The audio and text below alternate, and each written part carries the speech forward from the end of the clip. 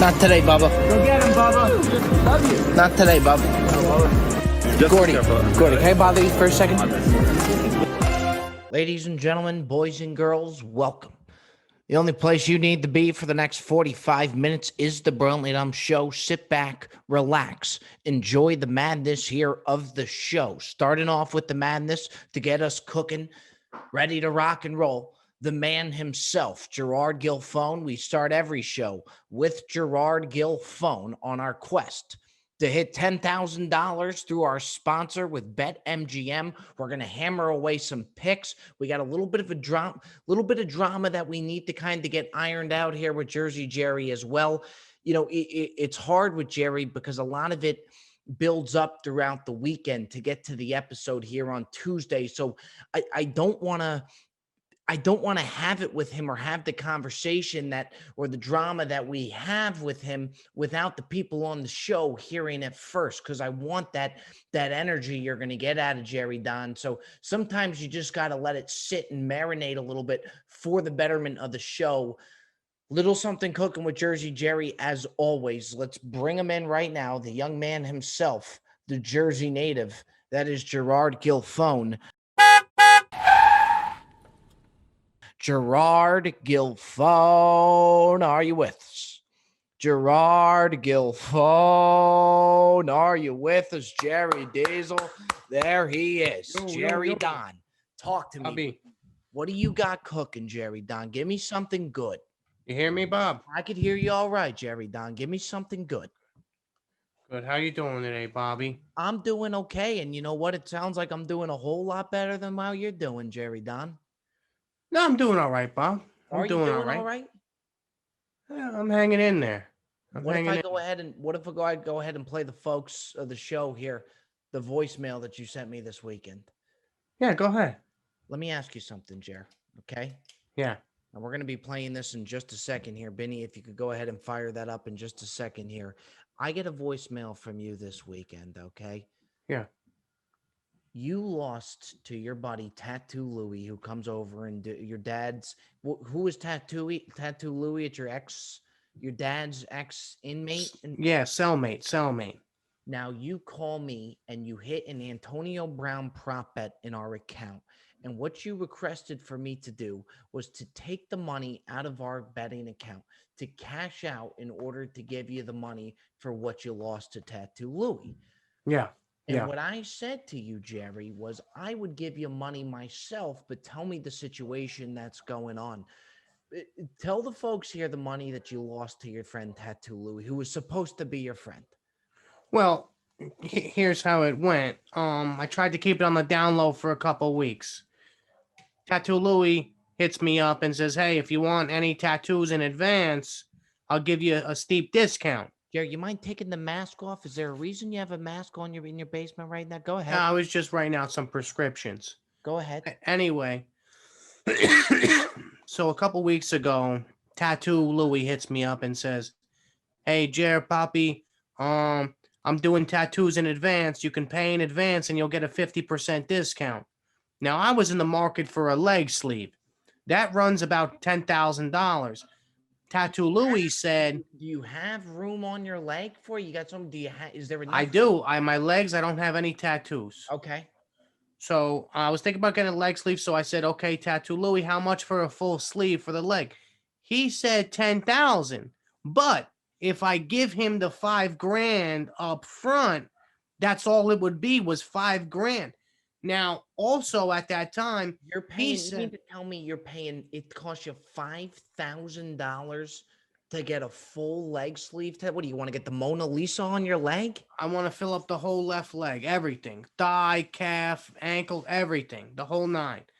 So I thought it was a good idea, and the reason I thought it was a good idea too is he said he's going to take the 2,500, half of the 5,000. He was going to invest a little bit in Bitcoin. Now, come to find out, Tattoo Louie has no idea about Bitcoin because he has not returned a phone call.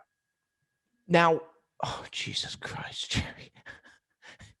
So now I'm stuck here, 5,000 in the hole here. Now, with nothing. But Jerry, when he accepted the cash from you, you mean to tell me that you knew that he was going to invest into Bitcoin with your money?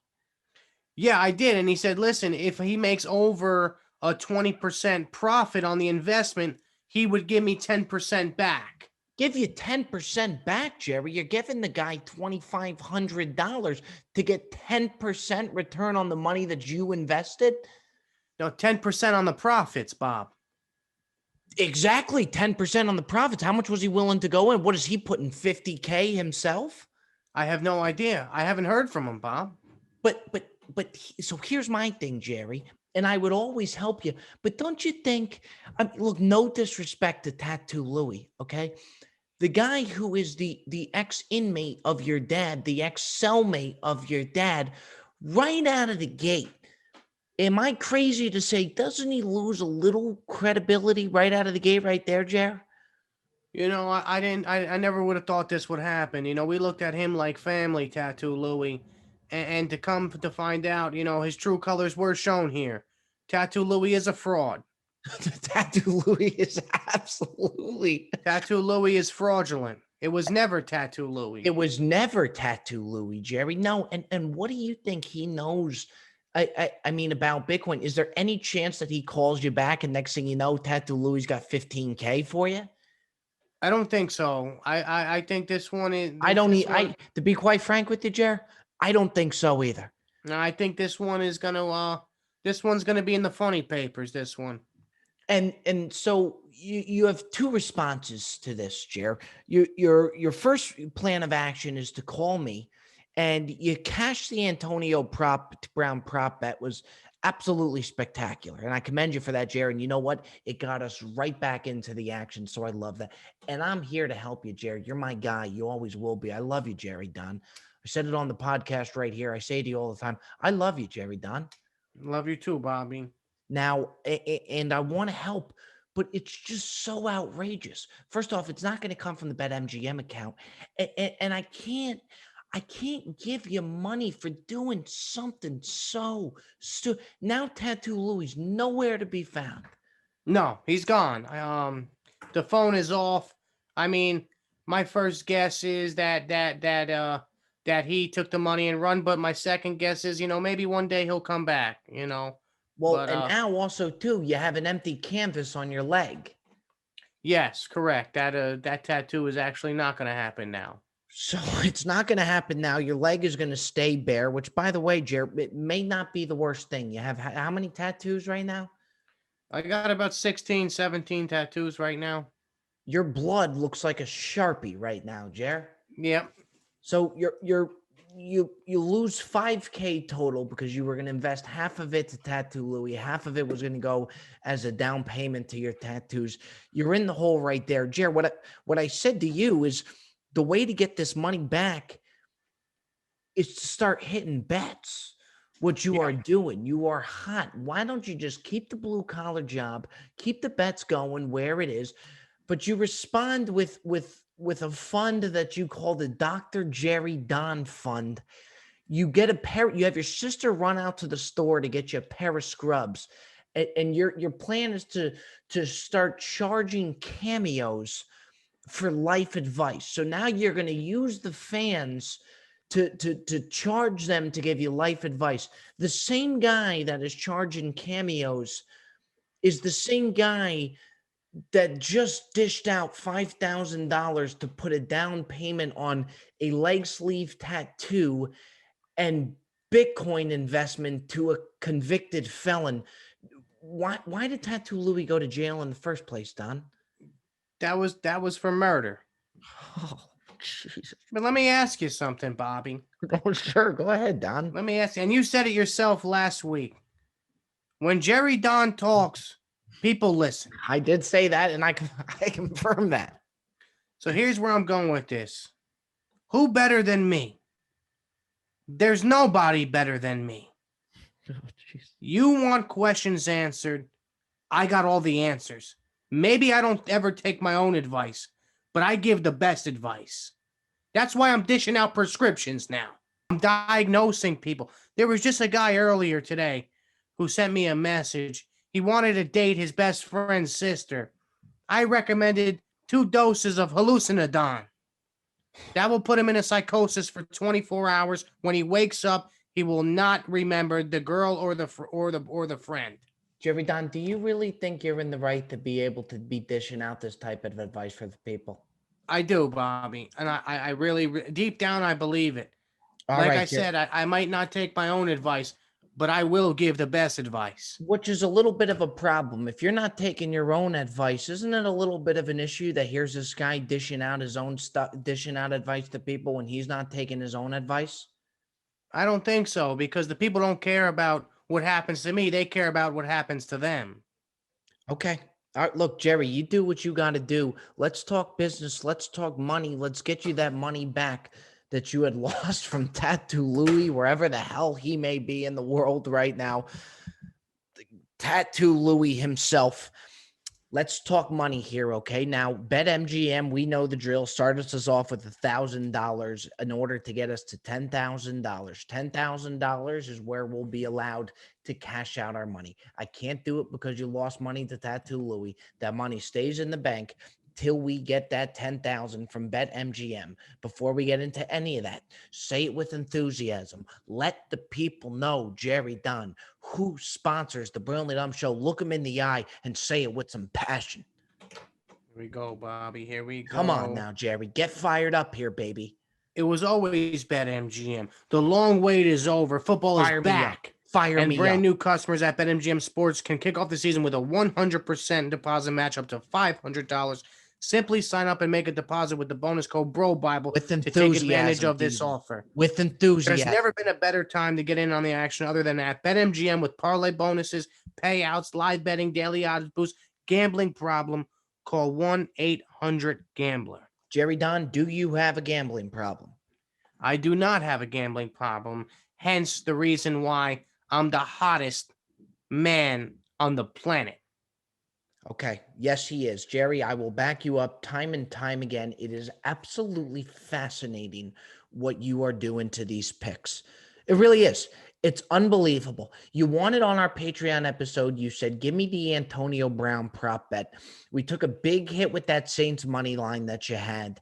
We were sitting at $3,218 till Jerry Don comes knocking and says, give me Antonio Brown prop bet to score a touchdown for $300. Bold play. We don't mind bold here on the Brilliantly Dumb Show. Jerry Don, the wild man himself, wins us $1,350. Jerry Diesel, that puts us at a grand total of $4,568. Jerry, if you minus that from 10,000, how much farther do we have to go to hit the 10,000? $4,568. That's not bad, Bobby. And guess what? We're going to get half of it back with this bet. Do you know the math? Could you do the math for me, Jerry? To get to $10,000, we're at 4,568. Would you be able to tell me off your head how much more we got to go? So we're at 4,568 now. We got to get to 10,000. 2,800. Close? Come on, Jerry. Are you serious? Is it close? Am I close? No. I don't know the math myself, actually, Jerry Don, but I'd say 5,432. Man, your math. I mean, I'm bad at math, Jerry. You're abysmal. Yeah, I never was the best at math. Yeah, okay. Well, neither was I, Jerry. But you know what? We got a good partnership going here. We got to get to $10,000. Jerry, go ahead and talk dirty to me. What do you I got a story here. Talk. We love story time here, Diesel.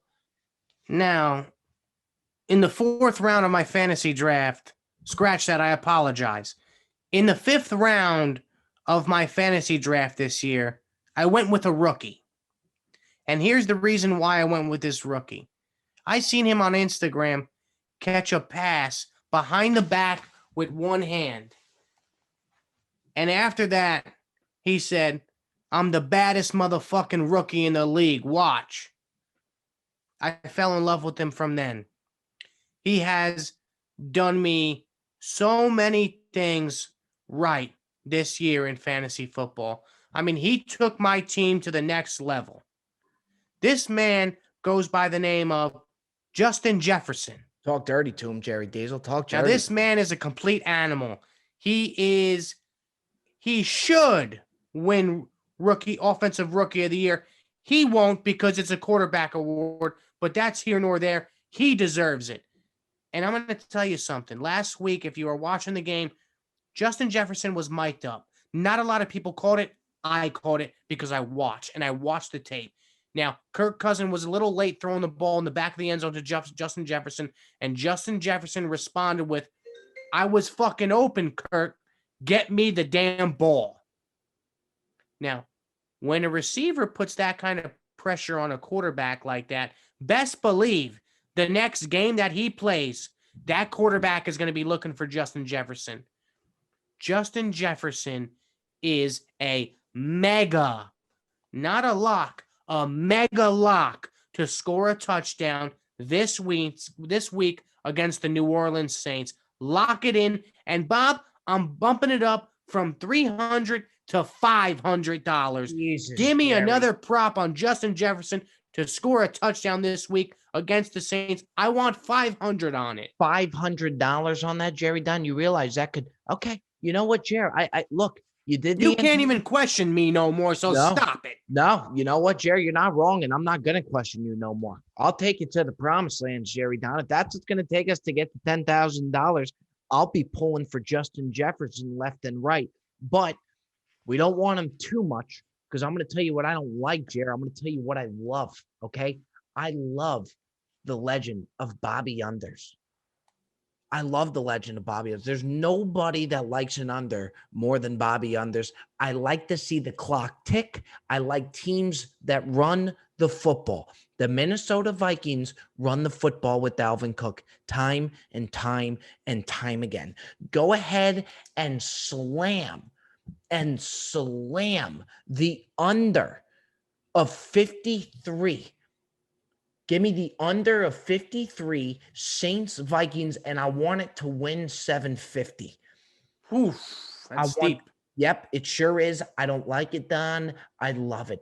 Give me the under of 53 points for 750. Now, with the prop bets, we got to lock it in before the game, the day of the game. We don't have the prop bet out yet through BetMGM. We can do that, though. We'll update the folks. I'll go on the live feed with you as well. You won $500 on Justin Jefferson. Correct, to score a touchdown. To score a touchdown. Okay, folks, there you have it. Jersey Jerry goes 500 on Justin Jefferson to score a touchdown at any time. Bobby hammers down 750 on the under. We got to get to 10,000. Bet with us, bet against us. Just have some fun. Jerry, we will let you go, and we will also see you in the funny papers. See you in the funny papers, Jerry Diesel. Hey, Bob, it was always Dr. Don. We'll see. We are moving on. Folks, we interrupt this show to give you a brief message to let you know that the Brilliantly Dumb Show is brought to you by Manscaped. Folks, do you have a moose near the caboose that needs to be tamed? I am talking hairy, big, and needs some support. Thankfully, our sponsor today, Manscaped, has you covered to keep the hair looking nice and trimmed and feeling fully supported. Manscaped offers precision-engineered tools for your family jewels. The premium lawnmower 3.0 that Manscaped is dishing out is waterproof, includes an LED light, and is made with advanced skin-safe TM technology. Folks, take care of your nuts today. Get 20% off and free shipping with promo code BROBIBLE, BROBIBLE, at manscaped.com. That's 20% off with free shipping at manscaped.com using promo code BROBIBLE. Folks, I can't stress it enough. Protect your nuts the right way. Anywho, we are moving on. Well, folks, as we keep things moving along here on the Brilliantly Dumb Show, you know what I wanted to mention as the holiday season is upon us? How brutal is it driving somebody to the airport and you offer because you know it's the right thing to do? You'll be talking to your friend on the phone. He'll be telling you about what time he has to leave for the airport that following day. And you're on the phone and there's this sort of awkward silence to where you know you should probably offer to take them to the airport. My advice would be when you offer, because it's the right thing to do, and they say no the first time, leave it at that. Don't hit them with a, are you sure you don't need me to take you? They're going to go, nah, you don't have to do it. Do not follow up with, are you sure? Because odds are they're looking for you to say, are you sure? That's when they're going to hit you with the, really? Like, you really don't mind? They're not sure. If they're not sure, you're not sure. Leave it at that. Offer the airport trip, but it's a one and done. If they say no, you get out of there. This way, if you offered, it's like you took them in the first place because you still offered, but they said no. Now, months down the road, when you need to go to the airport, they'll offer you to to take you to the airport because it's the right thing to do because you offered, and you're not going to hit them with a no and then wait for the are you sure? You're going to hit them with the, yeah, I would love for you to take me to the airport. And it's always a hassle. Again, it's the right thing to do, but taking your friend to the airport is the worst. I had my buddy, I was going to take him on a Friday.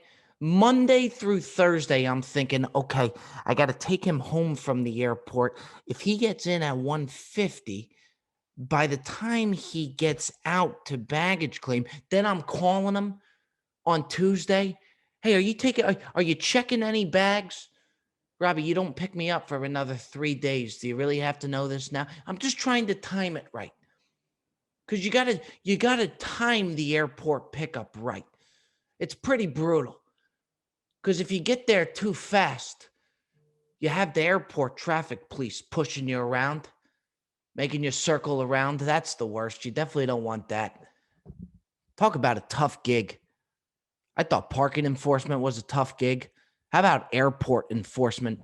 Just telling you to move it along every single 5 seconds. They're not even directing traffic. They're just telling you to move the fuck along. I feel like some of these airport workers just have post-traumatic stress and they take it home with them. They say don't bring your work home with you. They bring it home with you. This guy comes in, he sees his kid. Hey, Dad, move it along, pal. Let's go, let's go. It's like, hi, Dad, we're just move it along, son. Come on, take a lap. It's pretty brutal. Imagine the guy at airport security just repeating the same thing over and over and over. Phones, wallets, keys, take them out.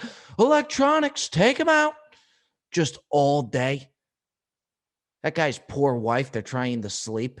And in his sleep, he's just screaming, take out your phones, wallets, keys, electronics. That guy's kids can just barely sleep. Oh, no, go back to sleep, honey. It's just dad again. He'll be going for a while. Phones, wallets, keys, electronics. That's a brutal gig and a damn tough one at that. You go to pick your friend up from the airport and you always try and beat the system. For some reason, it's so set in stone. I have to think to myself when picking my friend up from the airport, are they arriving or departing? I shouldn't have to think about that as long as I do. But when you're making your way up to the airport, you do think, okay, arriving or departing, technically, I guess they would be arriving because they're coming from Oklahoma to California. And you got to make that split second decision if you're going to veer off to arriving or veer off to departing. And then the rental car sign is there too. So you veer off possibly there. That throws you in for another loop. It's always chaos. It's never an easy thing to do. And you always try and beat the system, especially when you're picking up from the airport. You tell your friend to go to the departing section, even though they're arriving, just to try and beat the airport system. Makes no difference. But what I like to do sometimes when I'm picking up from the airport, I'll tell my passenger or my friend, whoever it is, meet me at departing.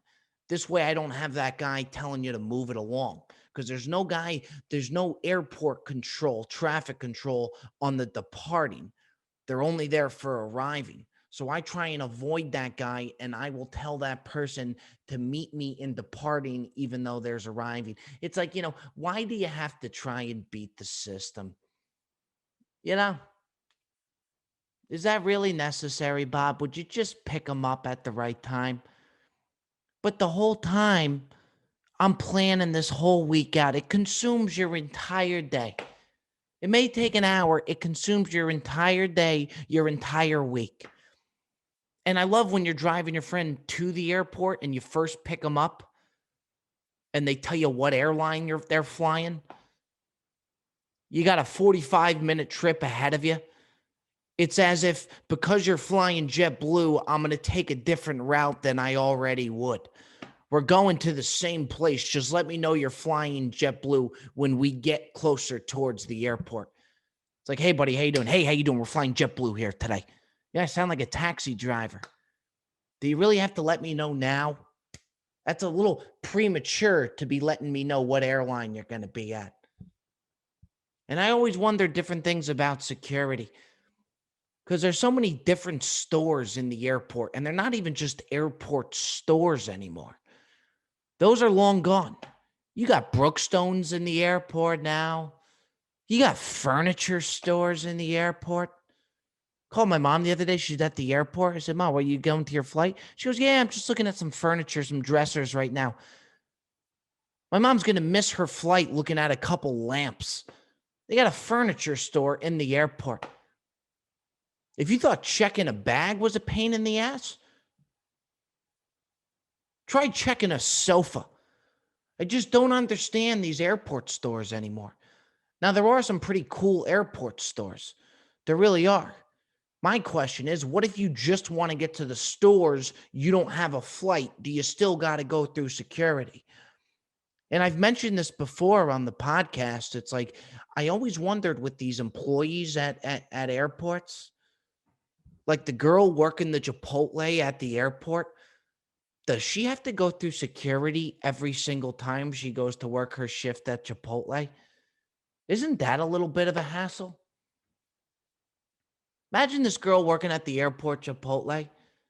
Like, how did she know to go in there to apply for the job? Did she have to take her shoes, wallet, phones, and keys off, go through security just to put in an application? Did this girl had to book a one-way trip to Las Vegas just to buy a ticket in order to get through security, just to apply for a job? Before she even applies to the job, she's 125 in the hole already. You know, the lady at the security, they won't let you buy unless you show your boarding pass. Maybe this girl who's just trying to apply to a Chipotle has to go through that whole process every single time. Maybe every shift they got to buy a plane ticket just to work their shift. So they're pretty much working to lose money at Chipotle. Why not just find a Chipotle in a residential neighborhood? Why go to the airport ones? Do the airport ones pay more possibly? I don't know. But there's just a bunch of chaos with taking people to the airport, going to the airport. Just the whole thing just stresses you out. We all know this one. Anyone ever try and go to the airport with your parents? Flights at 2 p.m. They want to get there at 10 a.m. just to make sure they get by security. You get to the gate, you sit down, fuck, we're early. You know? What process do they think is going to take so long to get by security? It's the thought of getting by security that causes them to want to leave 3 hours in advance to not have to stress out, but they're stressing out anyway. The whole process is stressful. Taking off your shoes, throwing it into the bin. Then the bin comes out. You got to put on the shoes real fast because the assembly line is moving right away. You got to put your bin back on top of the other bin. Never an easy task. But folks, this holiday season, it's going to come. You're going to be on the phone with a friend. They're going to be taking a trip, and you're going to think, wow, I should probably offer to take them to the airport. Offer. Check it off the list. Do the right thing. But when they say no, take them for the no. That's it. Don't hit them with the are you sure? Because they are not sure. And that's what they're looking for. And you'll end up having to take that person to the airport. Just hit them with one offer, and that's it. Keep the conversation moving. Let them Uber. Everything's solved with Uber. Anywho, Folks, here on the Brilliant Dumb Show, we are moving on. You know what? Actually, I'm not done with that whole airport thing. You know the one thing I wanted to add too when you go to pick somebody up? They got to call you 3 times by the time they get to baggage claim. The first call that you get from the person you're picking up is when they land. That's a very necessary phone call, without a doubt. Gives you a full idea how much longer they're going to be. Are you in the right spot? Are you timing this whole thing well? That's understandable. But then you get the call when they're walking out of the plane. Sometimes it's 4 calls. Second call just to let you know that they're walking off the plane. Third call, usually it's just the 3 calls, is they let you know that they're going to baggage claim. Where the fuck else would you be going? No shit, you're going to baggage claim. All right. I see signs for baggage claim right there. Grounds transportation. I'm coming right. No shit. I'm sorry. I thought you were walking to the tarmac. I was actually going to swing around the airport there, pick you up on the tarmac. And then you get the call to see what door they're at. If you're flying JetBlue, you go to JetBlue. You don't got to know which door you're at. You're going to see the person standing right there. They let you know 3 times, look out for the red sweatshirt. The only call that's necessary there is the call when you land, maybe the call when you get outside. But I don't understand, I'm headed towards baggage claim call. Never understood that. No shit, you're headed towards baggage claim. Now, folks, we are moving on to everybody's favorite segment. That is indeed the Ask Bob segment. Week by week, I tell you fine folks, submit your questions to the DMs to be featured for the Ask Bob segment, whether it be through the Patreon or Instagram. File them on in.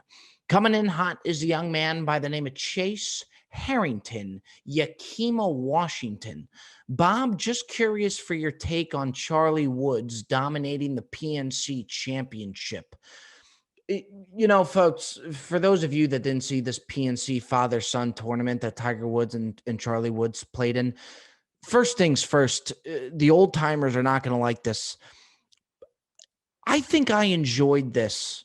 I think I enjoyed watching this more than any other golf tournament outside of the 4 majors. Outside of the 4 majors, watching Charlie Woods and Tiger Woods, and not just them, John Daly and his son, Kuchner and his son, watching these guys go at it was more enjoyable than the John Deere Classic and God knows where. Now, I like that. I'm a golf fan. I do like that. But I think they need to incorporate these things more, and they're doing a better job of it. You had the match with Tom Brady, Peyton Manning, Phil Mickelson, Tiger Woods. They threw in Stephen Curry, Charles Barkley. These things are incredible.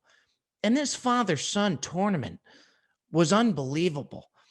Now, I even saw there's odds now already. Charlie Woods, who's 11 years old, there's odds already that you can bet in Vegas on when this guy will win a major championship. Usually, for most kids that age, I would say, take it easy on them. He's just a kid.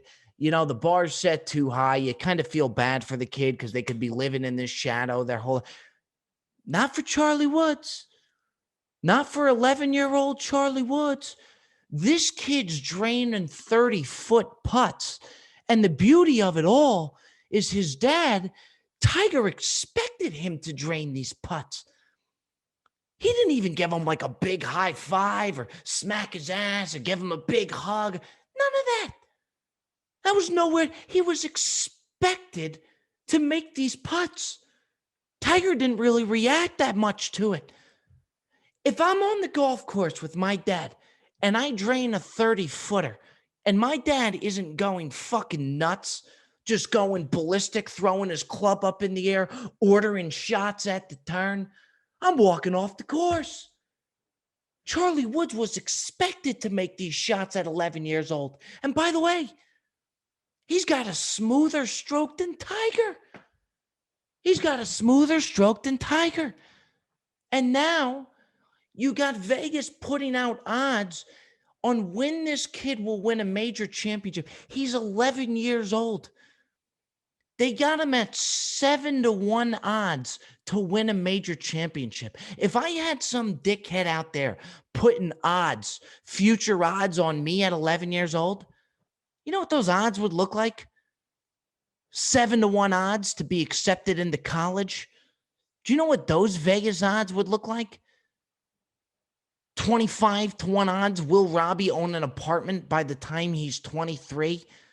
Meanwhile, Charlie Woods, here's another one, 25-1 odds to win a Masters at some point. I don't even know if I was wiping my own ass at 11 years old. This kid's having odds put on him to win the Masters at some point. What the fuck is going on? But I thought that whole thing was just incredible. Tiger fully expected this kid to be pummeling balls down the fairway every single tee. It was unbelievable. I think they needed to be doing more stuff like this. I'm telling you, maybe a hot take. Outside of the four majors, guys, that was some of the most I've ever enjoyed watching golf. It was unbelievable. Moving on to our next question here for the Ask Bob segment. Jeff Prather, League City, Texas. Hey, Bob, longtime listener. Patreon happy hours are the best part to my week now. My question is, how did you meet your girlfriend, and what about your everyday life changes now that you have a girlfriend? Good question. I tell you, not much has really changed. As far as where we met, this is really funny. We met through Caddy Reese. For those of you that have, seen the Instagram, the beloved Caddy Reese, it was my first ever caddy. There's a lot of videos of him changing me to the 5-wood and me finally sticking a ball on the green and going nuts. We met through Caddy Reese. Caddy Reese caddied for her, I think, a round after me and said, you two need to meet. So not only was Caddy Reese setting up line for me and changing my irons to the appropriate yardage, he also was setting up my next girlfriend, which is pretty phenomenal. She's made a couple appearances on the Patreon happy hour, which is good to see. I'm sure we'll be getting her on the podcast. I don't see why not. She doesn't mind the camera, doesn't mind the little limelight, which I love, which I think is perfect for me. What about your everyday life changes now that you have a girlfriend? Maybe not something that changed, but something that I picked up on. She's looking for a new apartment to move into by LA. So she was staying at my place for a week. And just the different things you can pick up on with your girlfriend living with you, just the everyday things to see how somebody approaches it differently than you and how much they can ramp up your life in the smallest things. For example, I got kind of like a bachelor pad here, but I have a drying rack in my sink. There's no dishwasher, so it's a double sink. And the drying rack is a real small rack to where I can't put enough stuff in it. So if I do a big thing of cooking, it's hard to fit everything on the drying rack. So some of it I had to kind of wait to wash. But this girl, that was Jerry Don calling me right there. But this girl goes to Target with me. This girl goes to Target with me and she picks up a towel. I have no idea why she's buying the towel. She goes and just lays this thing out on the counter next to the drying rack. That's a whole new drying rack right there. That's a whole new workspace to dry my dishes. I never would have thought something like that. Something so simple, but makes all the world of the difference. Now I got my drying rack and I got something as simple as a towel next to it to dry my dishes on. I could use as many pots and pans as my little heart desires now because I have such a big workspace to dry on. Shit like that. In my bathroom, I had this rack where it holds the towels, but the rack that I got, it doesn't allow it to close the door. So guests would have to take a shit with the door slightly opened, and that's no good for anybody. But I wasn't going to change my towel rack. That was the one that I got. I'm not going to change it. I'm not going to return a towel rack. So people kind of shat with the door open. She goes, buys this little sticky type thing with a couple hooks on it, plops it right on the door. Next thing you know, I got a whole new towel rack, Now you could close the door while taking a shit. Small stuff like that, folks. It's a beautiful thing. So when she comes over, I'm like a sponge.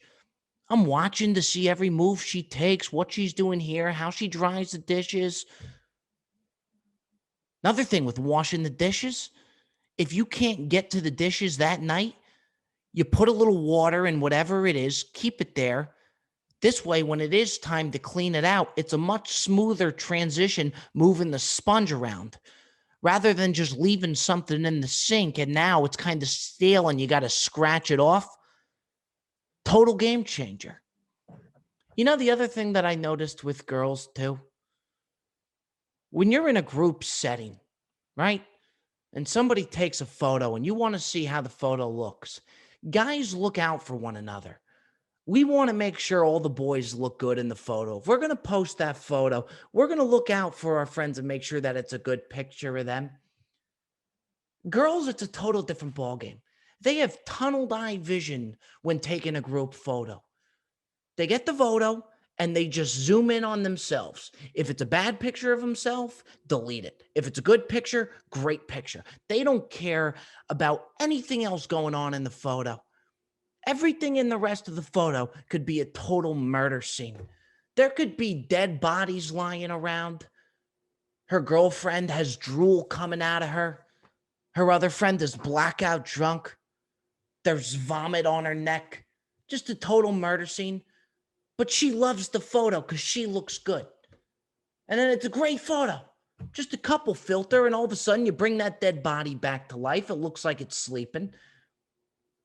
You could shimmy off the vomit on that girl's neck. That'll turn out for the better. Girls have tunneled eye vision when taking photos. They see it, quick zoom in, great picture or not a great picture. No regard for anything else going on in the photo. Just something I thought of. Just something I think about. Folks, that does it here. Our time on the Brilliantly Dumb Show. Jersey Jerry, exceptional as always. Enjoyed talking to you folks back on the ones and twos, doing our thing. Folks, if you are not signed up to the Patreon yet, hop on board. We're having an absolute ball. The link is in my Instagram bio. Come join us on this movement. You get an extra vlog. You get Cooking with Bob. We do the weekly Patreon happy hours. You get a free koozie to join us in those happy hours. Take that next step on the journey with us. In the meantime, folks, enjoy the holiday. Have some fun. I appreciate every single one of you listeners here on the Brilliantly Dumb Show. Enjoy the holidays. Enjoy the family. Stay away from the airport trips. Love you all. Take care now. Not today, Bubba. Go get him, Bubba. Love you. Not today, Bubba. Gordy, can I bother you for a second?